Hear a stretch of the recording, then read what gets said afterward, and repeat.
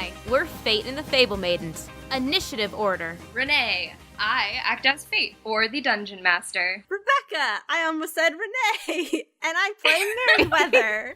Two me's? No. Laura, and I play Winnie. And I'm Samantha, and I voice Twiddle. There cannot be two of me. No. Uh-oh. As long as one of you is living, neither one. I don't think our podcast could handle two Renees. I'm not sure the world could handle two Renees. I think Couldn't about really handle two of any of us. I think about alternate universe Renees a lot, a lot. And I think that if any of the universes crossed over, it would be too much, and just the whole multiverse would just explode. Oh, there's definitely a version out there who would kill this version. Be like, she can't live if I live. That's true. I don't want to go dark. I'm just No, being honest it's so here. True. But it's right there. Yeah. I think under the right circumstances, this version might kill a different universe Renee. Oh my gosh, don't make me, That's this true. universe, me a bad guy. No, not as a bad guy. What if there's another universe of you that maybe is not up to, to some great stuff, maybe got corrupted, and you had to go and Off them? take care of it. So I'm actually Take care of being it. lawful good? Yeah, you would kill your other version of you for good. That's it. I'm so glad this is how we started this episode. What are we doing? What are we doing tonight? Hey, we're gonna answer some questions. Isn't that wild? Why? Why? Why are we answering questions? We're women. No, wait, did we mention the women in tabletop gaming No. thing? Oh. I don't know if I was supposed to. That's what we're trying to do right now. And Yes. I'm trying to casually bring it into conversation right She's now. prompting us really well. We're just ignoring it aggressively. So June is a month Yes, that was chosen. heard of it. the I don't know 6th how. month of the year. I don't know why June, but it's as good as any other month for to celebrate and to bring awareness to women in tabletop gaming, which Woo! is awesome.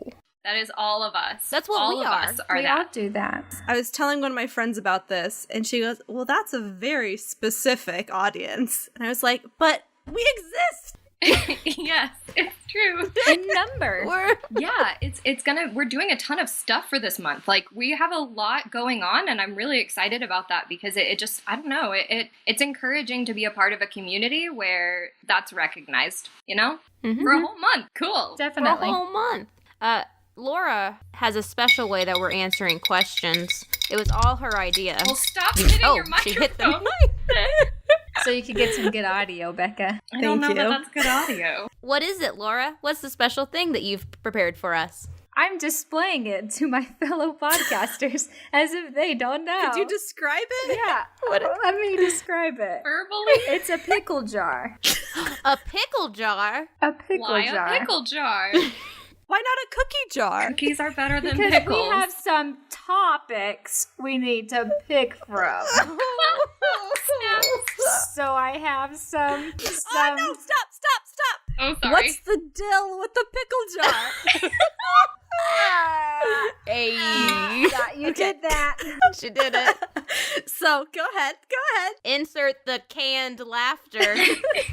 I made a I'm sure joke. everyone is loving this. Inside the pickle jar is questions from people who... Okay, so we sent out a request to people to send us questions that we could answer during this episode because a Q&A without Q's is not really A+ material. So it's filled with the questions that I will pick from. A plus Q. Thank you. So that's what's in the jar is questions. So we're going in initiative order, so Renee's going to ask the first question, but Laura's gonna draw the number. Thanks, Laura. It's a real wheel of fortune around here. 4. All right, question number 4 from Ryan at Lord Neptune on Twitter. Who's the snarkiest one of the group? Ooh. I feel like I almost want to count down to say it, but that's not really how podcasting works. So, Yeah.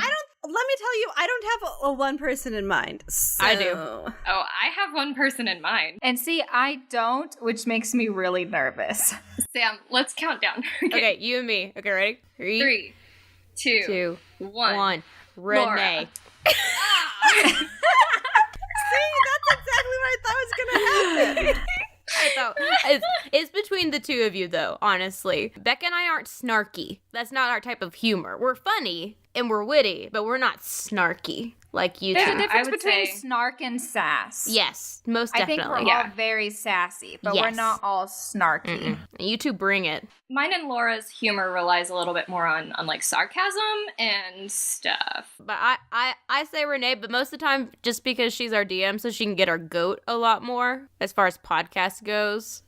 What a weird phrase. Get your goat. I say Laura because just don't mess with Laura. No, I agree with that. Yeah, I mean, I'll get behind that. I feel like no, okay, because I was thinking more sass than snark, and I was like, I don't think there's one person in this. All of us. I think all of us at different All of times us. are like super sassy. Yeah. But now that I'm thinking differently, All right, here we go. I feel like okay, this is what I think. Okay, I think Laura exists in the realm of snark. Wait, because this has to be added at this moment. I Googled define snark, and it says Yes. snark, a noun. It was not a picture of me, Renee. an imaginary animal used to refer to someone or something that is difficult to track down. When has that ever been the case? Because I chased her was it a couple weeks ago? Yeah, she's really hard to track down. Okay, I did adapt my search to snarky, which is sharply critical, cutting, or snide. So Sharply. that But then sounds- that sounds so negative. It's not. I am negative. There you go. I've come to accept it. I'm snide sometimes, you know? Yeah, I think this is the thing. I think that Renee is snide. I think she doesn't exist in a world of snide. She's Okay. She's snarky. She's So- snarky to well-deserving people. So I'm snarky. Uh-huh.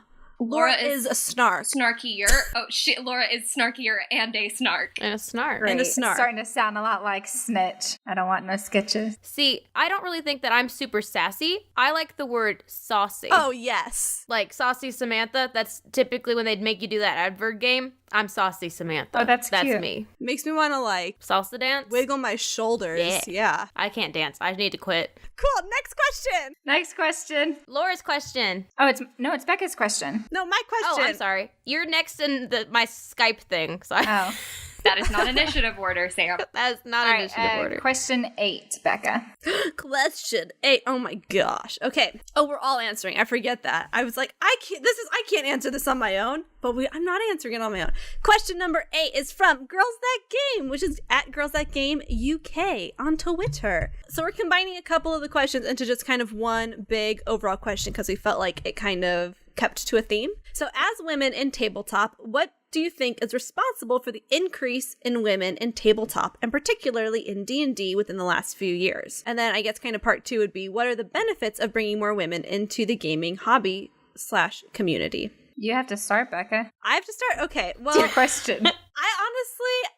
I don't know what's responsible for the increase in women in tabletop. I think that, and I have nothing to back this up, just so you guys know. But this is my thought.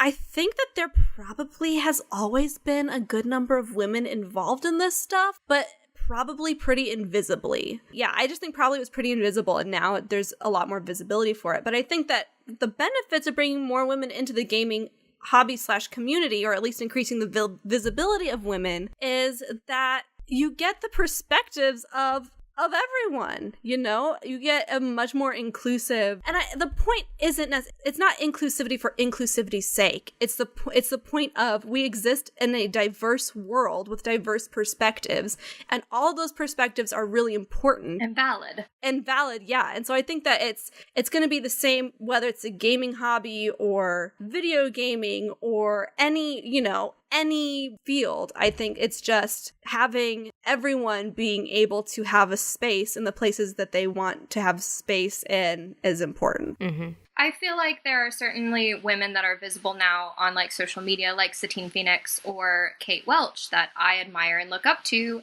When I started gaming, is like, oh, okay, this is acceptable. Like, it was affirming and edifying. And I think that things like this event, this month itself, is edifying and affirming in the same way that there is a community and there are people who care to have women in gaming, and that the perception that I grew up with doesn't have to be the perception that I keep for the rest of my life. That gaming is for white men in a basement, maybe wearing glasses or sweating a lot. Like that's not a great thing, and that's very harmful to think of things that way. But I will admit that that's kind of where I was. That's what I thought, because I just didn't think it could possibly be for me. So for people to come and say on social media, hey, I do this thing, and be visible about it, and then for people to say, hey, let's feature people who do this thing and be visible about it, that helps affirm that it's great and I'm welcome and I'm able to do this thing. I think the more visible women become in,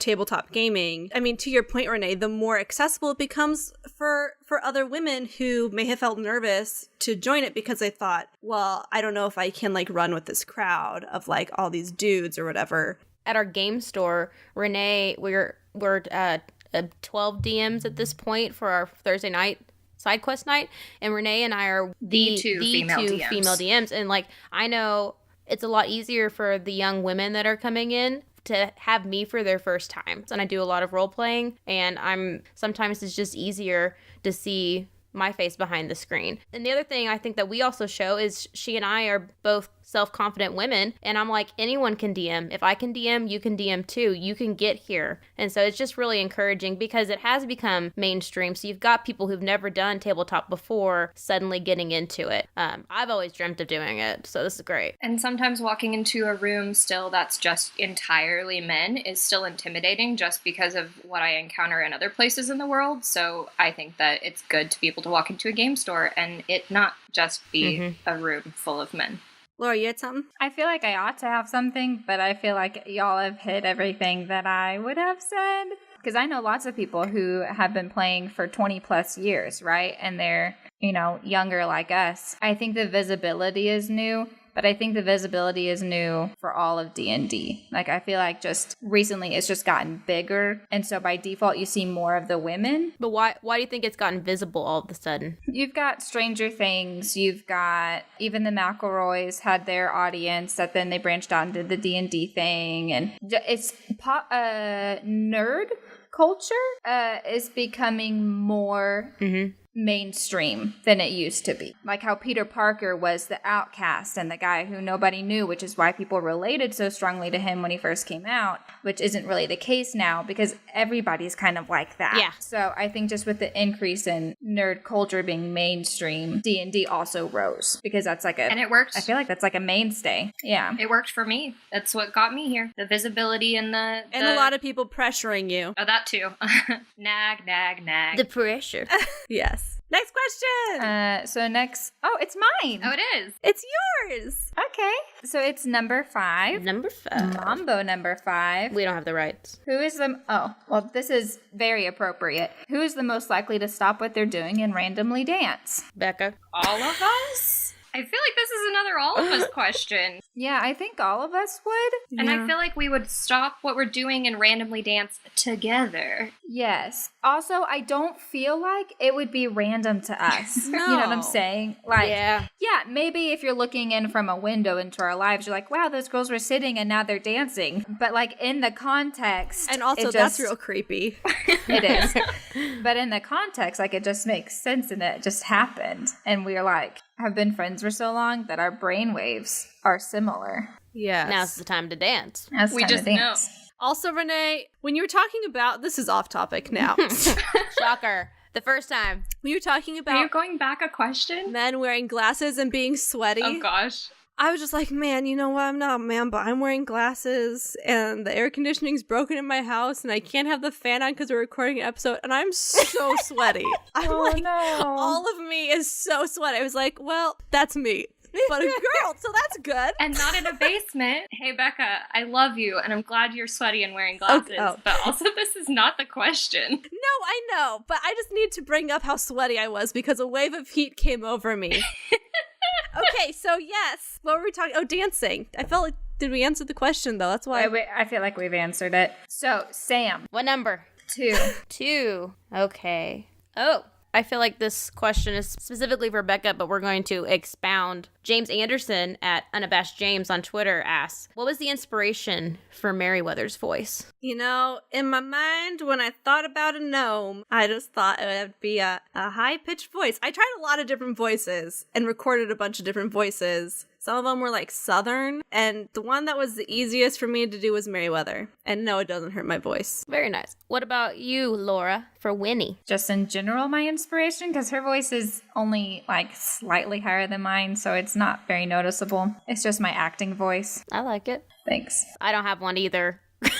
I just talk. What's your inspiration for your character's kind of overall persona? So, a year and a half ago, Renee had mentioned to me the class of satire for bards, and I had been wanting to play a bard for a while, and I thought that would be fun to do. And then as we started getting closer to doing this podcast, and it looked like I was going to be able to be this unknown halfling bard, I had been reading Lord of the Rings. Peregrine Took is my favorite character, so yay. Winnie's not a lot like him, but I like him. I will say that I sent that to Laura because at one point Becca and I were going out to lunch in Austin, and she said, you know, it would be great, Laura, but as a fantasy jester. That's beautiful. I found the class in Unearthed Arcana and sent it to her. And to tie back to the snarky thing, because Laura's so snarky, I was like, it'd be so great if there were a class where Laura could just be like the queen of snark. That's why Winnie and Mary butt heads so much, is because you've got Renee's snark going against Laura's, and it's just like, I just made it deeper. It's great. It's great. What about you, Renee? Especially since you have so many voices that you have to keep track of. I practice character voices in the shower and also in the car. And I do weird voices. I'm like, hi guys, what's up? And then I'm like, oh, nope, that's not one, you know? That's not a keeper. But then like, I'll do Howard's voice, and I'm like, okay, well, that works, I guess. And keep that one and put it in my little voice pocket.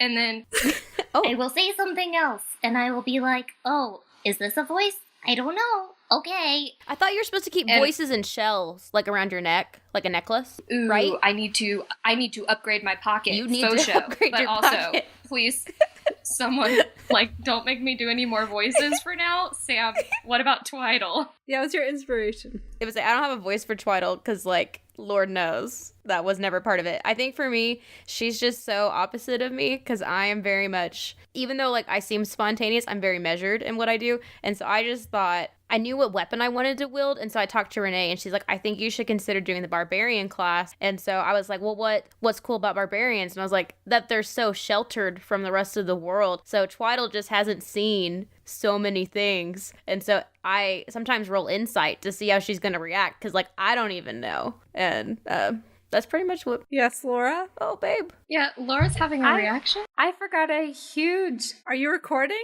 No. What, babe? No, That's wait. just how I behave. What? No, okay. She is recording, Becca. Stop making that face. Because I was making faces. Yeah. She was making very scary faces, and my mind went, oh no, we've been recording. She just realized she left the stove on. I forgot a very key component. Oh, say it. There's this song that I really, really like by an artist named Propaganda, and he is one of my favorite artists. But there's a song called Andrew Mandela, and in that song he says, I take shots at your sacred cows, I dance with skeletons in closets, I point at elephants in the room and make a mockery of heroes. And when I heard that and I was already starting to think of who I wanted my character to be, I thought that's who I want my character to be. I want somebody who, regardless of who is there or what is happening, she stands up for others and calls out people who are being are abusive or misusing power or whatever. But Propaganda, you should check him out. He's great. Winnie is the heart of our group. Yeah, that's really sweet. I think it's very true. Also, Laura rapping is one of the best things. Yeah, it's very fun. He's a rapper.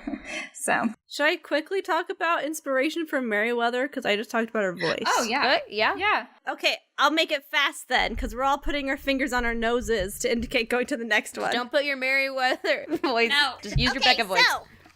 No, so basically what I was thinking is a while ago, before we even had this idea for a podcast or anything, I was thinking about how it would be so fun to play a gnome, because part of gnomes is just their love for life. And I think especially because, like, life can be hard sometimes. And so I was like, it would just be so much fun to play a character that just thinks that everything is wonderful, that is just so excited about all of life.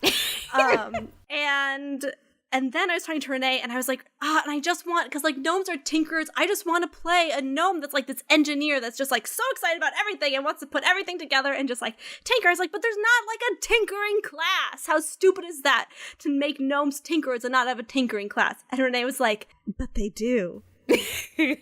So then all my gnome dreams came true. I really love the Unearthed Arcana, so... And then Merriweather, the gnome artificer gunsmith, became a thing. And I love her so much. And she's always just so happy. It's great. Now we're back at the top of the initiative. All right, so question 3. Renee, what is number 3? Sorry, you also have the questions, and you can read yours. Number 3, okay. Oh, the person who asked my question about randomly dancing was at Random Fanboys, BOIZ, on Instagram. Random fandom fanboys. Random fandom. I don't know what I said. Random fandom fanboys on Instagram. Boys, I'm so sorry. It's okay. You got it. But now we're there. Vicky on Facebook asks, what do you think are the benefits of having an all-female cast? Any tips for people wanting to start their own podcast? Okay, I think for the latter half of this question, it's a lot of work. I think D&D podcasts are a little bit contagious, and that's great because the community grows all the time. And podcasts in general, I think, are a little bit contagious. You get this bug and you want to just like keep making them and inspire other people to make them, and I think that's great. But it's definitely like be prepared for the work that you're getting into. That would be my biggest tip, because especially like if you're doing it with your friends, like it's still gonna be work. Putting it together, editing it, getting what you need as far as art, we're like managing the RSS feeds. There's going to be work involved, even if it's just a fun thing for you. And if it's something more than just a fun thing for you, if you want people to listen or you want to try and grow a community, then that's going to be even more work. And if you want it to, sound good, there's going to be money involved. Like there's a lot of layers to podcasting. So if you're wanting to start your own podcast, definitely do some research. Definitely talk to some people. We're here. We're on social media. If you want to reach out to us, by all means, we will answer. Like we will gladly provide the wisdom if we've learned any from what our process has been and what might help you and yours. And I think I speak for all of us when I say that. Like if you reach out to us. Oh yeah, that's my biggest goal. Yeah. So reach out to us and we'll share, we'll help if we can. And answer any questions you might have in that specifically. As far as having an all-female cast, this kind of answers both questions in one. A tip for people wanting to start a podcast is to make sure you're starting it with people you love and have a strong bond with. And trust. I mean, that's not necessary, but like if you want to really grow something and build it, like having that foundation helps your growth, but it also makes your podcast better. Like the synergy that we have is because we know each other. Because you want to do it with people that you like, an all-female cast as all females, like it just happened for us. Like we just thought, well, who do we, it wasn't a goal of ours. Yeah. And so I think the benefits, I guess, are just what we had talked about before with women in tabletop gaming. I'd also say like one thing that I really enjoy is women have to learn how to be multifaceted, especially like in our society. And so there's some things that like I am not so good at and Laura is or Renee is, and they bring that strength to the table. And then whenever my moment comes out, like I bring that out. And so it's just nice to have a group of people that have a bunch of different talents. Yeah. I agree with what Laura said about the friendship thing. Like the women thing was kind of secondary to us when we started, because it was like, we're going to do this with friends. And then, oh, and by the way, it happens to be cool that we're all women and identify as women. Yeah. And I think that was a fun added benefit, but it wasn't something that we set out to do. That said, I think that we have seen benefit from support from the community and just being able to participate in months like this where we get to celebrate the fact that we are women who game and love it. So I think that would be a benefit. Yeah. I really am all about men and women working together. I think all people being able to work together, that there are communities and spaces where there is a mix of all types of people. And I think that like working together, that like alliance between people is really important. At the same time, I think having spaces and products and podcasts where it's made all by one group is also a really cool thing, because it highlights those perspectives in a way that having like a group that's mixed doesn't. Yeah. Like when a movie comes out, like Wonder Woman or Black Panther, or I was gonna say the Bechdel test. Oh yeah. That made me think of that too. Hello friends, I'm Becca, and it's time to tie up some loose threads of Merryweather. Let's talk about room dimensions, shall we? No, I'm just kidding. That would be a terrible loose thread segment. Because this is a special thing, we're doing a little different loose thread segment today. To make things quick, there are only a few different things to shout out this loose threads. First things first, this month is Women in Tabletop Gaming Month. We are in the throes of it at this point, and there are lots and lots of awesome things for you to go and check out. We want to shout out some of the things that we as the Fablemaidens are doing. So go and check out the interview that Renee did over at Tales from the Fandom that was released, I believe, on June 3rd. Renee's really vulnerable about her experiences being women in tabletop gaming, so it is definitely worth the listen. Second thing, Renee and I got to be in some special content for The Beholder's Eye. They are doing a little mini series with us. It's a 2.5 episode arc called Spectre Seekers, and it uses the Monster of the Week system. It was a whole lot of fun. The first episode of it aired this past Friday, and the next 2 episodes will air the following 2 Fridays. It is a blast. Third thing, Laura, Renee, and I were in a panel this past Saturday at the RPG Lab, and we were talking all about our experiences as women in gaming. That is available for you to watch on demand over at twitch.tv/therpglab. Go check it out. We all had a really great time getting to talk with Elise, and they're doing lots of panels, lots of content for this month, and they are raising money for some women-centric charities. So definitely it's worth your time, worth your eyeballs and your support. And as always, we are still putting out our normal on-schedule content for the month of June, as we do every month. So our next episode will air on Monday, June 25th. That will be episode 11, part 2 of the rock and roll arc. If this is the first thing you're hearing from us and you haven't listened to any of our D&D content, there's only 11 episodes so far, and so it's pretty easy to catch up on, or you could start back a few episodes ago as we start a new arc with the rock and roll arc. And last but not least, if you enjoy any of our content, then please review us, rate us on iTunes or wherever it is that you listen to our podcast. It means so much to us, just because we love to hear what your thoughts are, what you think of our show, but also because it really increases our visibility, it spreads awareness of our show, and it helps us to reach a wider audience. We rely so much on word of mouth, and so we really appreciate all the support that you guys have shown us so far, and all the ways that you have told friends and gotten your friends to listen to our show. It's really incredible, and we are constantly floored by all the support that we are receiving. And then, speaking of sharing what's going on with the Fablemaidens, you can always check out our social media. We are on everything as FateFMCast. Twitter, Instagram, YouTube, Facebook, our website, FateFMCast.com, all those places. That is where you can find us, stay up to date with what is going on and all of our goofs and antics. And one other way that you can support our show if you really enjoy it is to go to our Patreon. We have lots of reward tiers for you, whatever your giving level. That helps us out so much as we are working towards our next goal of being able to commission designers to be able to make some awesome merch. We would love to be able to take that step as people have started requesting it. And I believe that is it. Thank you so much for listening to this episode, and I will see you all later. Bye! Okay, question 1 for Becca. I mean, for us, but 2, but whatever.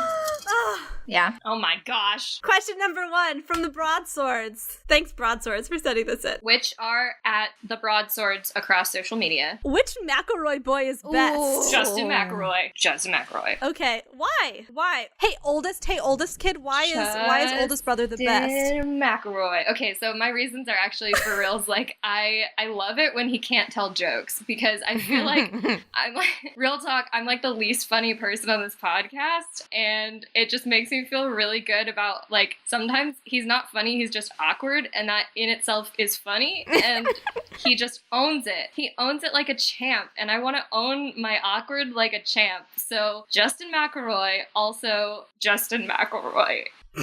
Really love Justin McElroy. She really does. We can all attest to that. I love all of the McElroys. All the McElroy boys are good boys, but Justin McElroy. Okay, someone else go because I'm going to talk about Justin for a real long time. Okay. I feel like I don't want to make a quality call on them. Like Renee said, they're all good boys. But I think the one that I think I most identify with Travis McElroy because we are both middleist. And I think that basically every single joke that Travis makes is hilarious. I just feel like camaraderie with Travis. Yes, we are middleist together. And he's the best on Twitter. Let's be real. And he has an awesome beard. Excuse hair. me. His purple hair. And his purple hair. Also, very fun thing is I was able to there's a guy that I know who's like in high school who was talking about how he wanted to paint his nails but felt like weird about it, whatever. And I was like, let me show you this cool guy who paints his nails and is super rad. And this kid was like super encouraged. And I was like, man, Travis, way to go. I think, okay, I don't know them from my brother and me very well. I mainly know them from Adventure Zone. And I'll go against the grain. I'm an oldest child, but I'm about to go against the grain and say that my favorite one is Griffin. Wow, we're so well-rounded. Look at us. I know, we've hit them all. We're so good. Yeah. No, I don't know him, but I just feel like we would get on really well. Wait. Laura. So, wait, you haven't met Griffin? No. Where have you been all this time? God, yeah. Catch up. I've just been behind. Yeah, I'm on the moon base. I have nothing else to add to that. I just don't know them. But I think Griffin and I would get on well. Cool. And that's the best I can tell you. That's good. I could be totally wrong. Oh, God, I might be wrong. So, anyway. Sam, what's your question? I'm going to sidestep the question because I was thinking, because I did see this on Instagram, and it made me think of a game that we played in middle school. Oh, gosh. And I say middle school. So there's a game called Marry, Date, Kill. But I came up with my own version. Hear me out. No. It's called, are you ready? No. It's called Amusement Park, Cruise, Haunted House. Who do you want to go to with where? Oh, okay. So it's Amusement Park, Cruise, I got this. Haunted House. So got this. Okay, Renee, everybody click your buzzer and lock in your answers. Okay, I got my answers. Okay. I've locked in. Oh, gosh, this is so hard. Someone who's locked in has got to go first then. Go, Becca. Okay, amusement park, Griffin. All the way Griffin. I feel like, I don't know, I just feel like he'd be the most fun to go to amusement park with. I don't know. Cruise, Travis. Always. Because... So you just got back from Hawaii. Yeah, I mean... He's a walking pineapple. Like, how can you not go on a cruise with Travis? And Haunted House, I feel like Justin and I would just be, like, crying in a corner. Like, being in the corner, there's some, like, creepy ghost, and they'd be like, you do it! No, you do it! You do it! It'd be very fun, I think. Laura, do you have one? My order is actually the same as Becca's for pretty similar reasons, which I'm not surprised at because we're very similar. You are, but why Griffin for the amusement park, Laura? I just think he'd be the most fun. I just imagine eating like corn dogs with him. I don't even like corn dogs. Right? Like eating corn dogs going on roller coasters. And you've got to remember, like when you're at an amusement park, you spend like a lot of time in those lines, and I think like that we would be able to have like good conversations, and that we would. I don't know how much we would talk to other people, sweet. Which I like. I don't want to talk a lot to other people because I didn't come with them. I came with these people, and I only want to talk to them. I don't like crowds. So, and then the cruise would be Travis. again, I think for obvious reasons. I feel like he belongs near water. So, and then Justin for the haunted house, because I feel like we would both be freaking out, and it would be very helpful to have somebody who's equally freaked out with me going through it and build like each other up and courage. But if it's a Jimmy Buffett cruise, all bets are off, and I'm taking Justin. It's a Jimmy Buffett. Fair point. So are you trading and taking Travis to the haunted house then, if it's a Jimmy Buffett cruise? No, if it's a Jimmy Buffett cruise, I'm taking Justin to the Jimmy Buffett cruise. I'm taking Travis to the amusement park. I'm taking Griffin to the haunted house. Okay. Wait, if it's a Kenny Chesney cruise, then I'm taking Clint. Yes. Okay. So I'm gonna change it up, yo. I'm gonna change it up. Travis cruise though, because Travis Santa Cruz, we've been over that. Nail on head. Griffin, I'm definitely taking to a haunted house because oh my gosh. I literally am just imagining Griffin freaking out. I think it would be distracting enough and enjoyable enough. And I'm sorry, Griffin, but I think that your horror would amuse me and it would help me feel better about the haunted house. Which means taking Justin to the amusement park. And, like, part of the fun is that I'm also imagining, like, it's their entire families. So, like, Harley and Cooper and Sydney and just having a fun day at an amusement park. So... I have to disagree here. Okay, I'm gonna throw it out. Gonna put Travis somewhere other than a cruise. Amusement park would be Travis. Whoa. He is a big kid, and he would just drag me from thing to thing. We would play all of the games. We'd ride all the roller coasters. This is a good reason. We'd eat cotton candy. So I would say Travis for amusement park. I would say for cruise, I would say Justin, because I think Justin could talk us like into getting like into those VIP clubs or something. Like he'd use his radio voice, you know, and just be like, hey man, like you gotta let us in. And also I think he's like chillax too. Like he could chillax on a cruise. Boy, chillax. For some reason in my mind, I see him wearing those like pants that you can zipper off at the knee. Oh dear God, yeah. Yes. On a cruise. Oh, yes. And then Griffin at a haunted house, mostly because he were like, this would be like Andy on the Ellen show, you know, just like, oh gosh, no, like I'm not scared, oh gosh, and just jumps at every second. That'd be fun. Yes. But that is my good question. That was my questions that I came up with. That was good, Sam. I was very afraid for a second. I was very nervous too. So scared. I texted them first thing this morning and said, I have a question. Yeah, I thought she meant just like a question to ask us in the group, and I was like, yeah? I What's your question? I feel a little bit like this is a loaded question now from the Broadswords, having just recorded with Travis McElroy literally last night at the time of this recording. So, like, I don't even want to touch the who would you want to play D&D with question, because, like... All of them! All of them. All of them. Clint, let's just... Clint. Sydney. Sydney! We'll take them all. Yeah, that was... Hopefully that answers the question, which boy is best? It's a hard question. All of them are good boys. Question number 6. And this is from @BombardedCast on Twitter, Instagram, Facebook. And the question is everyone's favorite Lord of the Rings, Star Wars character, and other fun stuff. What we'll do is we're going to do who and what characters in pop culture are your favorites. I have to start. An Ewok. Yeah, I like Ewoks. Just one. Let's say a porg. No, I all of the porgs. Just one Ewok. All of the porgs. Oh, I don't like any of the porgs. No. I think they're trying too hard, which is what people think about the Ewoks too. So Fair enough. I got one. So mine is a little obscure. There's an animated movie that's not well done as far as like graphics goes, but I love it. It's called Hoodwinked. And the person who has my soul forever and always is Jeppeth the goat. And he claims to have been cursed by a witch, and so he can only sing. He can't talk anymore, but then he talks and he's like, did I? Did I? And he has my soul. And that's pretty much it. I'm really glad I learned that. that's great. Okay, so Lord of the Rings for me. I'm going to say Boromir, because Boromir, I cannot watch the end of the first movie without being behind a pillow.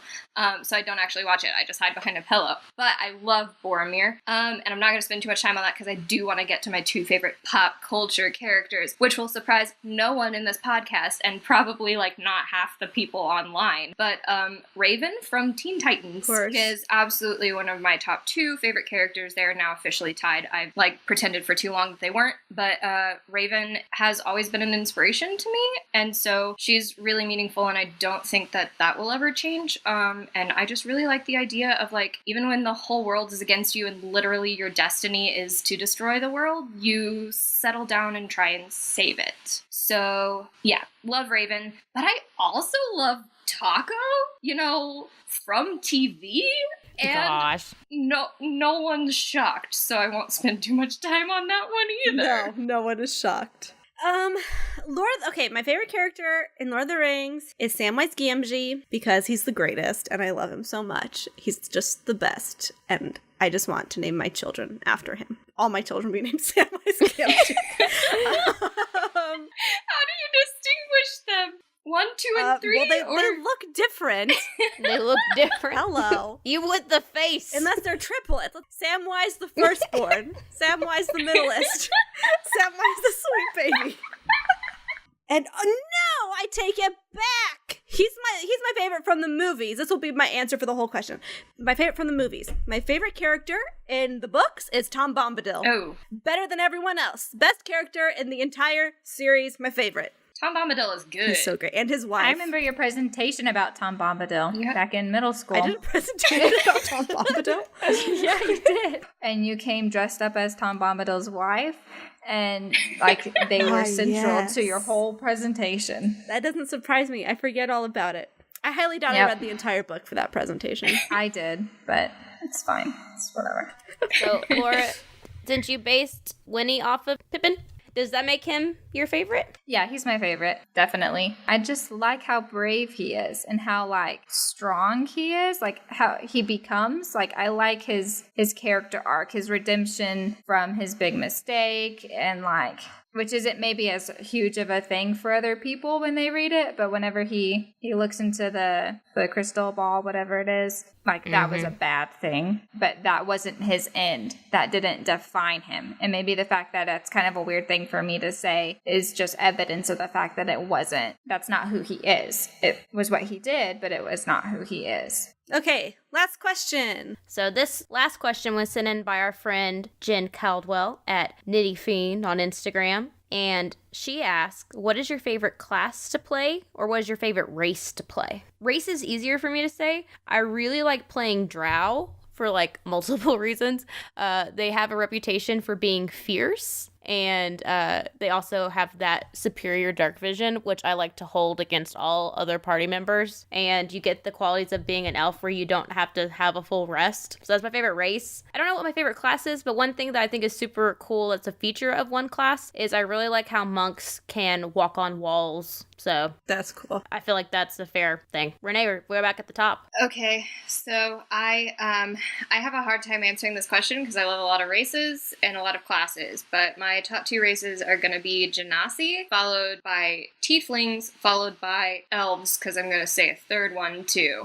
Specifically the Eladrin with Elves, but I like a lot of their aesthetics, and I've always, imagined myself growing up as like an elf in some mystical magical universe, and so... One of the many multi-universe Renees. Yes, is definitely an elf. Faux show. Also, there's probably a fairy and a mermaid. Throwing those out there. Definitely. I think that the Genasi, their aesthetic just is amazing to me. Also, Tieflings. Tieflings are great. And then classes, I'm going to say Rogue, since it's the first class that I enjoyed playing D&D. Bard, because I think I'm a Bard IRL. And I'm going to go with Sorcerer to throw in a straight magic class, because rockin'. Oh, but also shout out to Ranger, because I've always picked Ranger in Final Fantasy and all sorts of other MMORPGs growing up. So Ranger, Thief, Hunter, whatever it was. So for me, my favorite race is Tiefling. I love the lore. I love the aesthetic. I love it so much. I love the naming conventions. I love everything there is about Tieflings. They're wonderful. And my favorite class, the class that I have gotten to explore a lot that I really love, is Druid. I really love being able to like turn into a bear. This is my standard procedure is first I conjure 2 Fey bears because they're challenge rating 1 and you can conjure 2 of them, and then I turn into a bear, and then the 3 of us bears go and maul cultists to death. Cultists. I just think that's just wonderful. It's just, I love it so much. I love just getting to turn into animals because I love animals more than like anything. So I don't really, I'm in like the phase where I'm exploring and I don't really have favorites per se. I really love elves. I really love halflings. Those are the only two that I've played. So I will probably love other ones also. Class. I also really love druids. I love druids. I think they're very peaceful. I think they have a good effect on the world. I think that they are unifying. Like, I love druids. I love how our descriptions of druids are completely different. They're so peaceful. I just really like mauling people to death. It's that neutral balance you have to have, right? Like true neutral. Like whatever is best. Whatever is best is best. Yeah. Although undead is always not best. Undead is always worse. So I really love druids, and I guess that's the one I'll pick. I want to play a rogue sometime. I think that'd be fun. Mm-hmm. Same. But yeah, that's what I got. And that is all of our questions. I just really want to encourage anyone, regardless of race, gender, age, just to go out there and go to your local game store and get involved. It doesn't have to be D&D. Go see what they're playing, who's playing, and meet new people, because it's cool. Yeah, and we're really excited about Women in Tabletop Gaming Month, and we're sure that stuff has happened before and after this actually releases, but you can find more information for the podcasts and individuals participating at womenintabletopgaming.com. Much thanks to David Ginsburg at Tales from the Fandom for making this happen. It's pretty rockin', and we're glad to be a part of it, and thank y'all for sitting and listening to us answer questions, since this isn't our normal fare, but we appreciate you being here. Hope you enjoyed it. Hi, I'm Renee, and I play Fate, or the Dungeon Master. No, goodbye. We're leaving. Oh, goodbye. No, you have to say, you said, hi, this is Renee. What do you say? I've been Renee. Hi, I'm Renee. Bye. Bye, I'm Renee. I'm Becca, and I play Merryweather. I'm Laura, and I play Winnie. And I'm Samantha, and I play Twaddle. Okay, thanks. Bye.